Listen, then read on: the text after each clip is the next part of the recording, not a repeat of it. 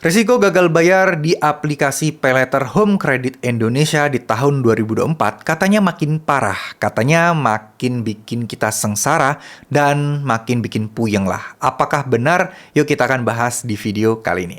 Oke, Assalamualaikum warahmatullahi wabarakatuh. Semoga teman-teman sehat-sehat selalu yang nonton maupun yang tidak nonton hari ini. Semoga semuanya selalu mendapatkan perlindungan dari Tuhan terkait masalah gagal bayar pinjol ini. Ya, semoga teman-teman setidaknya bisa menjaga mental, menjaga hati, dan menjaga keberanian kalian dalam menghadapi situasi-situasi seperti ini. Kita tidak ada satu orang pun yang pengen bermasalah dengan pinjol. Pasti semuanya ada masa-masa di mana kepepet, harus pinjam, dan ada musibah yang membuat tidak bisa membayar hutang. Ya, mau gimana lagi? Ya, jadikan ini pelajaran yang penting sebisa mungkin biar suatu saat nanti kita tidak pinjam-pinjam uang di lembaga-lembaga pinjol lagi, dan tentu saja ini akan menjadi pelajaran yang sangat-sangat berharga buat kita ke depannya. Amin ya teman-teman ya. Yang penting teman-teman sehat selalu, rezekinya dilimpahkan oleh Allah Subhanahu wa taala. Amin amin ya rabbal alamin, dan semoga teman-teman juga bisalah segera bebas, segera bangkit untuk menjadi lebih baik lagi ya. Oke, kembali ke Home Credit Indonesia. Kita tahu memang mereka DC lapangannya itu hampir menyebar di seluruh kota di Indonesia. Dan ya memang benar, nggak bisa dipungkiri, dan itu saya pastikan benar ya. Jadi DC-nya memang tersebar di berbagai macam wilayah. Kota-kota kecil pun, bahkan di Sulawesi Utara pun sudah ada DC Home Credit. Tapi poin penting utamanya bukan di sana. Ya, bagaimana sih kita menghadapi DC lapangan, DC penagihan dari aplikasi pinjaman online, terutama Home Credit yang akan kita bahas kali ini. Ya, fix masalah DC pasti ada. Bagaimana slik OJK? Pasti ada juga.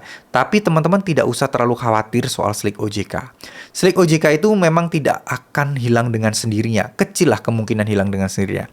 Tapi teman-teman perlu satu hal. Slik OJK ini tidak akan berdampak langsung buat hidup kalian, yang kalau kalian suatu saat nanti ya dalam jangka waktu dekat lah itu belum mau mengajukan KPR rumah, itu nggak akan berasa. Tapi kalau dalam waktu dekat kalian udah pengen ngajuin rumah dan lain sebagainya, ya itu akan menjadi masalah karena itu akan menilai ya profil kredit kalian, ya profil keuangan teman-teman sekalian. Jadi kalau kalian dicek slik OJK-nya kredit macet, ya nggak akan cair itu rumah, nggak akan bisa lolos itu kredit rumah.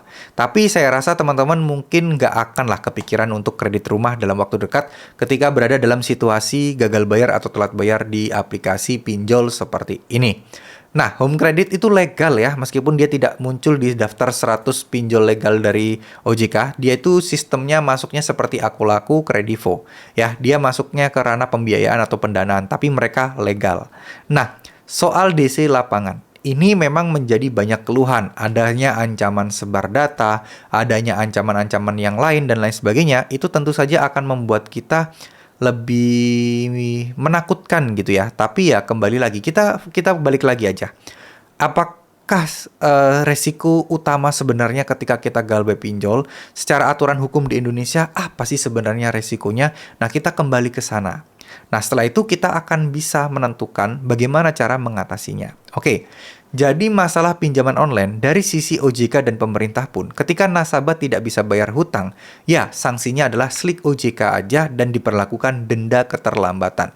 Selebihnya nggak ada tuh, sita menyita, masuk laporan polisi, nggak ada. Dari sisi hukum, cuman itu aja resikonya. Nah, kenapa kok banyak bermunculan resiko-resiko hukum yang lain-lain? Ya itu nggak lain dan nggak bukan adalah ya karangan-karangan oknum-oknum DC aja yang tujuannya untuk menekan dan menakut-nakuti nasabah sehingga nasabah tersebut bisa segera membayar hutangnya. Padahal mah belum tentu atau nggak bakalan terjadi. Ya, jadi buat teman-teman sekalian, ayo deh kita pelan-pelan mulai untuk berusaha, mulai untuk bersikap kritis, bersifat kritis, dan ya, masalah pinjol kalau misalnya tidak bisa bayar dan masih belum ada uangnya, galbe aja. Udah, itu udah jelas. Itu udah clear. Ya, bagaimana Bang dengan penagihan dan lain sebagainya? Ya, gimana? Mau tidak mau harus kita terima. Tapi ketika itu sudah melanggar hukum, melanggar aturan-aturan yang berlaku, maka kalian berhak untuk melawannya dan jangan takut. Sekali lagi, ya, jangan takut kepada mereka. Semakin teman-teman merasa takut, semakin teman-teman akan diperdaya oleh mereka dan akan menjadi target utama mereka. Ya, Jadi tetap semangat, insya Allah semuanya akan baik-baik saja. Untuk masalah sebar data, insya Allah aman. Kalaupun terjadi sebar data, teman-teman harus segera melaporkannya dan kemungkinan besar akan sangat kecil sekali. Itu memang DC yang benar-benar ya jahat banget dan nakal banget aja itu yang mereka bisa menyebar data kalian. Selainnya sih paling cuman gertakan-gertakan sambal aja. Bahwa akan disebarkan data, tapi ditunggu juga mereka nggak mau sebar-sebarin data. Karena apa? Pertama, belum tentu mereka punya datanya. Yang kedua, mereka bisa memanipulasi. Seakan-akan mereka punya satu folder isinya data kalian, padahal mah isinya kosong.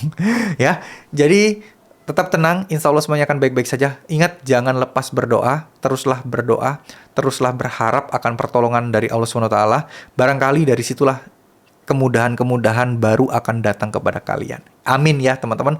Terima kasih, mohon maaf jika ada salah-salah kata. Wassalamualaikum warahmatullahi wabarakatuh.